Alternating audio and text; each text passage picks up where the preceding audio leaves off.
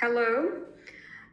Today I will analyze the movie Mona Lisa Smile using the structural and human resource frames from Reframing Organizations by Bowman and Dell. I will try to examine how the institutional structure of Wellesley College influenced leadership, decision making, and individual behaviors. Also, look at some human resource challenge faced by both students and faculty. A very brief summary of the movie. Movie is set at Wellesley College Institution for Students, for Women, and the main character, Catherine, is a progressive art history teacher who tries to make students to think critically, and she tries to challenge conservative approach of the institution, but she faced some resistance. So first, let's look at some key problems. The central issue in the movie is the rigid and hierarchical structure of Wellesley College, uh, which um, which is outdated gender roles. The primary objective is this institution is not just academic excellence. They also try to prepare women for, let's say, being a good wife, being a good mom, and homemakers. And this structural rigidity creates resistance to change and for personal growth. If we look at from organizational perspective, uh, I want to mention some structural challenge. It is strict academic policies, hierarchy, resistant to progressive teaching methods, and human resource challenge, limited faculty autonomy, lack of student empowerment, and emotional conflict between personal aspiration, and societal expectations. Now let me analyze the structural frame.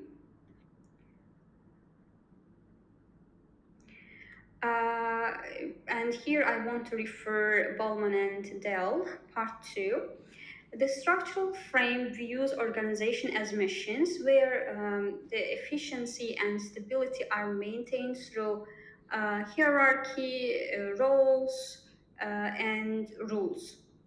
And in this institution, administration enforces strict approach where faculty members are expected to follow the pre-approved curriculum without questioning institutional norms.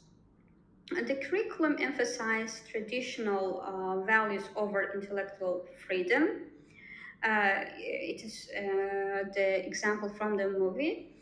Uh, and even teachers, professors have limited control over what they teach. I want to give example from the movie. Catherine wants to introduce modern art and open debate among students, but she see resistance, and even they think that she's a disruptor, not an innovator, because of this.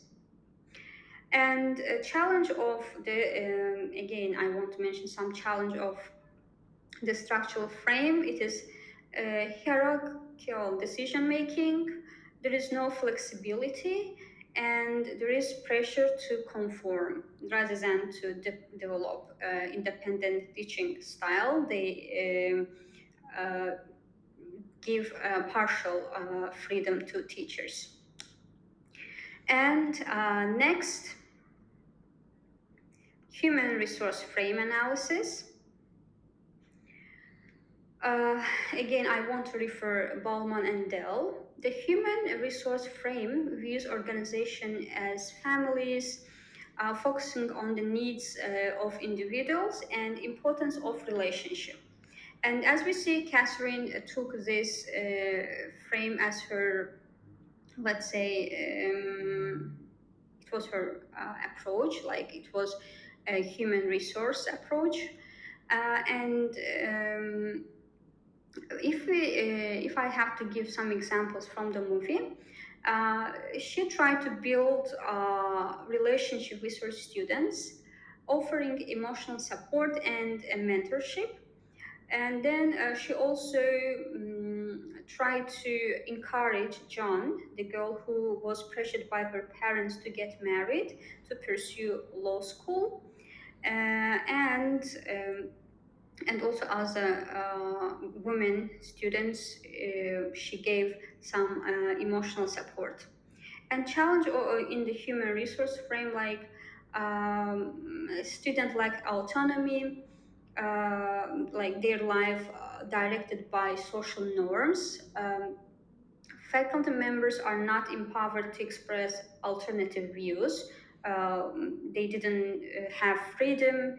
They didn't let them to bring any innovation in education, and individual student needs weren't met.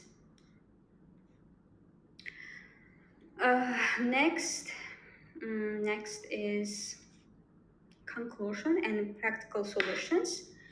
If I were Catherine, I would try to choose strategic approach to balancing structural constraints and human resource principles, because it would be hard if I just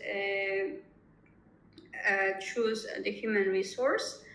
So possible solutions could be introduce elective courses that encourage career exploration for women, faculty autonomy. It could be open discussion, space for discussion, where professors can innovate without violating institutional norms, and some mentorship program connecting students with successful female professionals, and encourage students led organizations that focus on career development beyond traditional roles.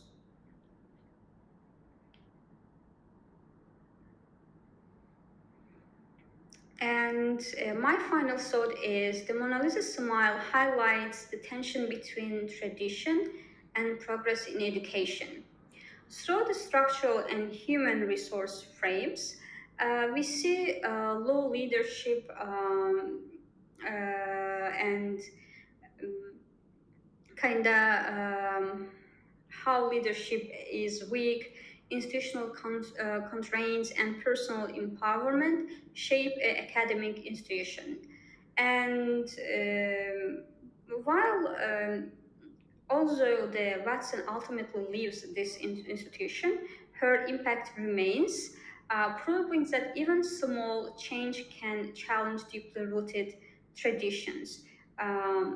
So impact is always have something to do to change. Yes, that's all. Thank you for listening.